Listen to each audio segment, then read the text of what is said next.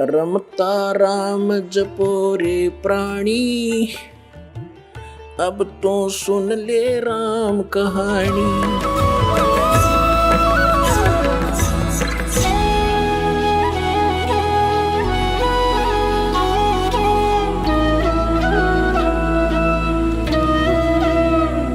एक चोर किसी शरीफ व्यक्ति के घर पर रुक गया यात्री बनकर। अब उस शरीफ व्यक्ति ने उस चोर को अपने घर के बीच में सुलाया, एक नेक आदमी मानकर। घर वाला सो गया निश्चिंत होकर के, खाना खुना खिला के, और चोर रात्रि में चोरी करके चला गया। अब उस नेक व्यक्ति को, वो स्वयं नेक था, उसको चोर दिखाई नहीं दिया वो, और एक शरीफ व्यक्ति चला गया चोर के घर पे, यात्री रात्रि में रुक गया। अब वो चोर सारी रात जागता रहा कि कहीं ये रात ने तेरी चोरी ना कर ले।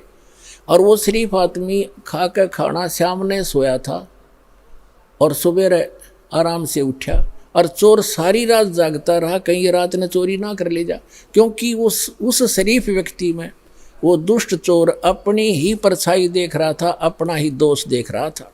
तो इसी प्रकार दोस्त हम इस दास का विरोध कर रहे हैं, और उस दास पर जो ऐसे आरोप गंदे लगाए झूठे, वो स्वयं ही ऐसे थे। और पुण्यात्माओं, आप देख रहे हो क्रोथा आश्रम सरकार के पास रहा 7 वर्ष, उसको लुटवा दिया, करोड़ों की संपत्ति भक्तों के दान का नाश करवा दिया, सारा लुटवा दिया। और आज परमात्मा ने हमें क्या दे रखा है, और जो ऐसा बताते हैं, सुनने में आ रहा है कि जो उस परमात्मा के सच्चे स्थल से कोई सामान उठा कर ले गया था, उनका सर्वनाश होने जा रहा है। एक ने बताया कि एक हमारे गांव में उठा कर ले गया था पुलिस वाला, तो उसके पुत्र का विवाह हुआ। वो लड़की ने आकर देखा कि तुम ये चोरी का सामान एक संत के दरबार का उठा कर लाए हो। वो लड़की उनको तलाक दे दिया कि मैं तुम्हारे जैसे दुष्टों के घर पर नहीं आऊँगी।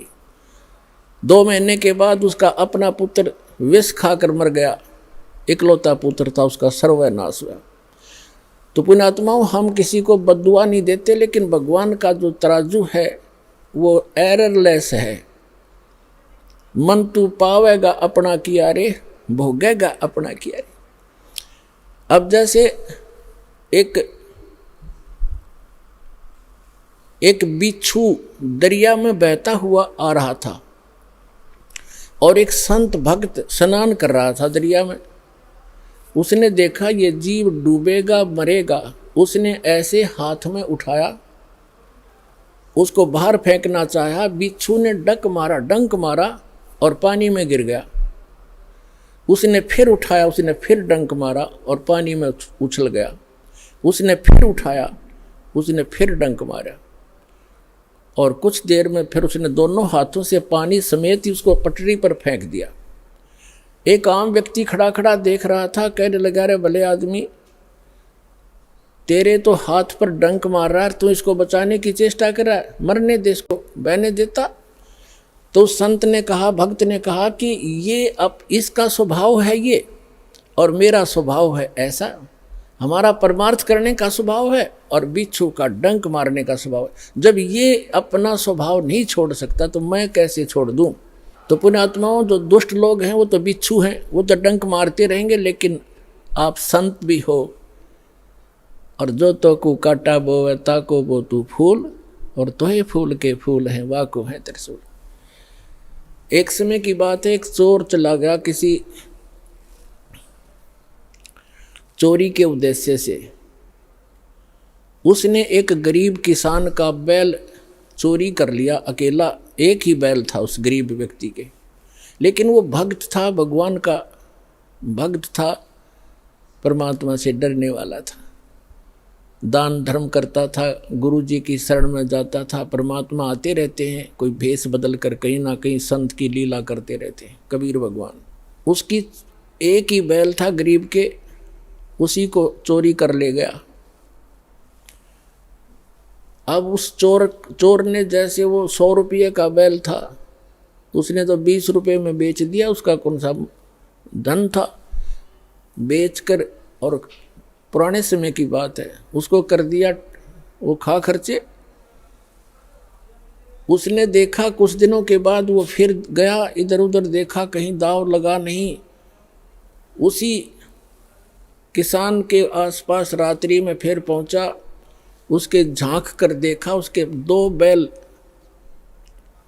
बैल बंधे थे और किसान आराम से बैलों से दूर सो रहा था अपने ही आंगन में।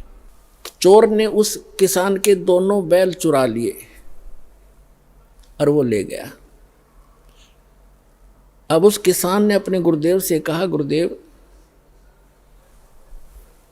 आपके दास के दोनों बैल चोरी हो गए। तब परमेश्वर ने, गुरुदेव ने कहा, बेटा उसका स्वभाव है, वो कर्म है, आप भगवान पर विश्वास रखो।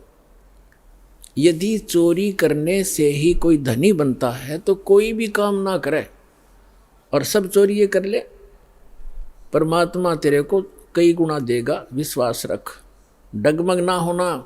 कहते सत ना छोड़े सूरमा, सत छोड़े पतजा, और सत के बांधे लक्ष्मी फिर मिलेगी आप। और कहते धर्म तो दसके नहीं, दसके तीनों लोक, और खैरायत में खैर है कीजिए आत्म भोग।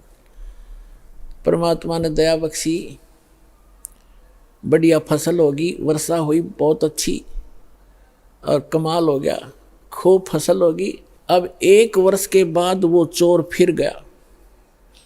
उसने ये विचार लगा कि वो व्यक्ति ना कोई पुलिस में रिपोर्ट कराता और ना तेरे सिर में कोई दर्द करता, नहीं तो कोई खोजी पीछे लगा दे, ढूंढ ले चोर। तो वो शरीफ फिर देखा कि अब के फिर जाता हूँ उधर ही। अब चोर ने तो वो तीनों बैल बेच के खत्म किए, खा खू के फुर कर दिया। तो उसने जाकर देखा, चोर ने, रात्रि के समय किसान बाहर सो रहा, गर्मी का मौसम था, और उसके 4 बैल बहुत सुंदर, जैसे सांड जैसे तगड़े तगड़े 4 बैल बंधे हुए। अब उस चोर के कलेजे में एक ऐसी धक हुई और कलेजा पकड़ कर बैठ गया। उसने विचार लगाया कि मेरा तो नाश हो लिया, 3 बैल ले गया था, तीनों खत्म हुए, और घर में भी हानि, बच्चा बीमार है, पत्नी को रोग लगा हुआ है, और आज इसके 4 बैल। उसने उस किसान को उठाया, सूते हुए को। उसने, किसान ने कहा भाई कौन है तू, मुझे सोने दे भाई, सारा दिन खेतों में काम किया है, मैं थका पड़ा हूँ। और वो कहने लगा मैं चोर हूँ भाई। किसान कहने लगा भाई कोई बात नहीं, आप अपना काम करो, मुझे डिस्टर्ब ना करे, सोने दे, वक्त से उठना है, आप अपना काम करो जो जिस काम आए हो। तो चोर कहता है कि भाई मेरे से वो काम अब होता ही नहीं, मैं कर नहीं सकता उस काम ने, एक बार उठ ले तू, एक बार खड़ा हो ले। उसने कहा क्या बात है। चोर ने बताया कि भाई मुझे चाहे तो पुलिस में पकड़वा दे और चाहे किसी गांव के व्यक्तियों ने बुला के जान तो मरवा दे, मैं सच्ची बताऊंगा आज। वो कहने लगा किसान के, बता भाई क्या बात है। मैं ना तो तेरे को पुलिस में पकड़वाऊं और ना मैं तुझे किसी से पिटवाऊं, भाई तो क्या करना चाहते हो बताओ। उसने कहा कि मैं आपका पहला बैल भी मैं चुरा कर ले गया था, और तेरे दूसरे बैल, जब फिर मैं दूसरी बार आया तो आपके 2 बैल थे बहुत सुंदर, और मेरे उस एक, वो भी मेरा वैसे ही विनाश हो लिया था, वो भी खर्च हुए। दूसरी बार आपके दोनों बैल भी मैं चुरा कर ले गया था, और मेरे पास आज खाने को दाने नहीं, और तेरे पास 4 बैल खड़े हैं, मुझे युवराज बता दे, ऐसा गरीब आदमी तू कैसे लाया 4 बैल। तब उसने कहा भाई अब सुन ले मेरी, मैं कहाँ से लाया। मैंने गुरु बना रखे हैं और वो परम संत भगवान आए हुए हैं, मैं उनका सेवक हूँ, उनकी आज्ञा का पालन करता हूँ, और ऐसे कर आप भी दीक्षा ले लो। परमात्मा धनी करेगा तब धनी बना करते हैं। तो उसने कहा ठीक है भाई, मैं दीक्षा ले लूँगा। अपने गुरुदेव के पास लेकर गया वो किसान उसको कि गुरुदेव, एक भक्त आया है, आपका दास आया है और ये दीक्षा लेना चाहता आपसे। अच्छा बेटा, दीक्षा ले लो। तो गुरुदेव ने बताया कि बेटा चोरी नहीं करनी, मांस नहीं खाना, शराब नहीं पीना। तो उसने कहा महाराज मैं बड़ा दुष्ट व्यक्ति था और आपके इस देवता के मैं तीन बैल चुरा कर ले गया था, मेरा तो नाश हो गया, मेरा बच्चे भी बीमार, मेरी पत्नी को भी रोग है, और आपके इस बच्चे के 4 बैल बंधे। तो उसने कहा बेटा कोई बात नहीं, अनजान में गलती ना जाने किस किस पे हो जाती है, और फिर सुधर जाओ, इंसान ही होता है। और बेटा भगवान देता है तभी धनी हो सकता है, ऐसी बकवादों से धनी नहीं हो सकता। उसको दीक्षा दिलवा के उस चोर को, अब तो भक्त बन गया। कहते हैं हर सुमरे सो हंस कहावे, कामी क्रोधी कागरे। भक्ति करे तो भक्त हो गया, चोरी करे था चोर था, अब भक्त बन गया। अपने घर लाया उसको और कहा भाई क्या काम करता है? वो कहने लगा मैं भी किसान हूँ। भाई ठीक है, ऐसे कर 1 बैल ले जा तू और एक अपना किसी और से जुगाड़ करके कर लिए, 1 बैल ले जा और अपना कमा ले। तो उसने कहा नहीं, मैं बैल ले जरूर जाऊंगा क्योंकि मेरे पास अभी भी जुगाड़ है नहीं, लेकिन आपका जो मैं चोरी करके ले गया था वो भी पाई दूंगा, मुझे पता लग गया भाग्य, फिर अगले जन्म में देना होगा। तो पुण्यात्माओं, ये करौथा आश्रम जो है उसमें करोड़ों की संपत्ति थी बच्चों के दान की। इन दुष्ट प्रशासन वालों ने, हरियाणा के मुख्यमंत्री आर्य समाज जी है और उन जो हमारा विरोध कर रहे हैं वह भी आर्य समाज के जो आचार्य वगैरह हैं, उनकी दुकानें बंद होने लगी थी, क्योंकि मैं इस दास ने इस नकली महर्षि दयानंद के सत्यार्थ प्रकाश के अज्ञान को वेदों से तुलना कर दी, और उसका वो कैसा समाज सुधारक था उसी के इतिहास में लिखा हुआ इन्हीं आर्य समाज के आचार्यों का जीवनी वह दिखा दी। शराब यू भांग यू पीवे, भाई तमाकू यू सूंगे, हुक्का यू पीवे, भांग पीवे, चाय पीवा तो कम से कम अब रंग बसम खावे, और वेदों से तुलना कर दी कि सत्यार्थ प्रकाश नाम का जो सदग्रंथ है उसमें लिखा तो ये है कि शास्त्र वेदों के अनुसार मैंने इसकी रचना की है, वेद के टोटली विरुद्ध है।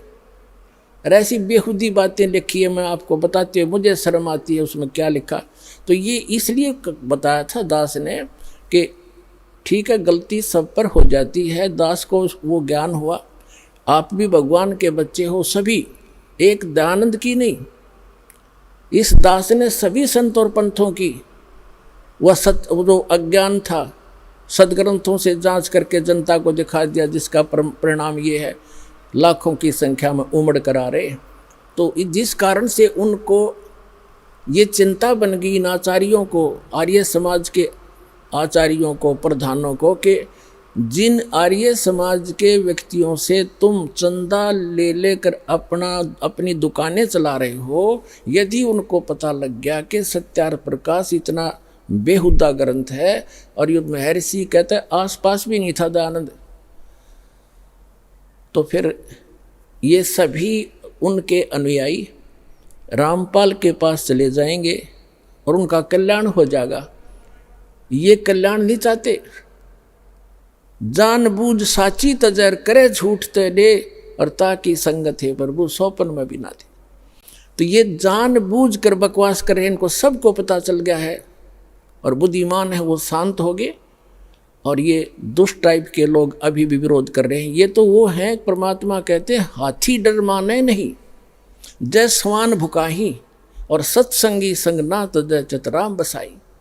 हाथी जैसे कुत्तों के भौंकने से कभी परवाह नहीं करता, चलता रहता है। तो साधु संत चाहे कोई कितना विरोध करो पर सच्चाई पर रहे, भगवान से डर कर चला, किसी का बुरा नहीं करे, सोचे भी नहीं, करना तो बहुत दूर की बात है, तो उसका बुरा कभी नहीं हो सकता ना। तो फिर भगवान की आवश्यकता ही नहीं, भगवान है ही नहीं कहीं पर।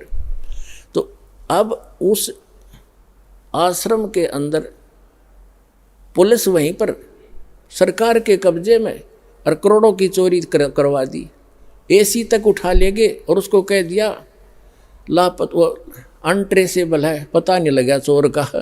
तुम टिंडे लेने बैठी थी पुलिस वहाँ पर, चोर का पता नहीं लगा। अरे ये पता लगेगा चोर का। भगवान कहते तुमने उस दरगाह का महल नहीं देखा, धर्मराज के लिख तिल तिल का लेखा।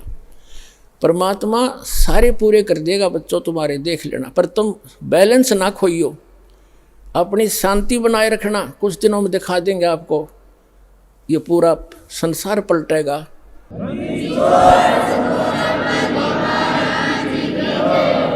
और परमात्मा ने उससे 4 गुना तो यहाँ दे दिया आश्रम, और मध्य प्रदेश के अंदर इससे भी दुगना आश्रम 24 एकड़ का, 22 एकड़ का MP के अंदर दे दिया, और उससे भी ज़्यादा भर दिया।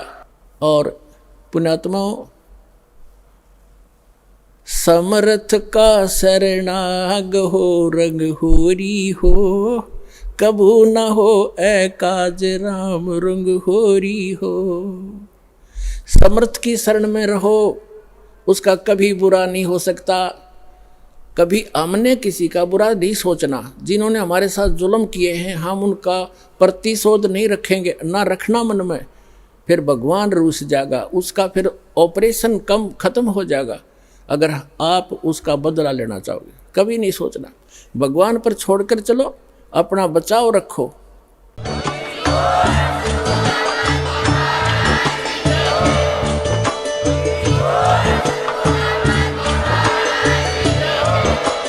आप सुन रहे थे जगत गुरु तत्वदर्शी संत रामपाल जी महाराज जी के मंगल प्रवचन। अधिक जानकारी के लिए विजिट कीजिए हमारी वेबसाइट www.jagatgururampalji.org। संत रामपाल जी महाराज जी के शुभ आशीर्वाद से पूरे विश्व भर में 500 से भी ज्यादा नाम दीक्षा केंद्र हैं, जिन पर संत रामपाल जी महाराज जी द्वारा ऑनलाइन निशुल्क नाम दीक्षा दी जा रही है। अपने नजदीकी नाम दीक्षा केंद्र का पता करने के लिए संपर्क करें 8222880541।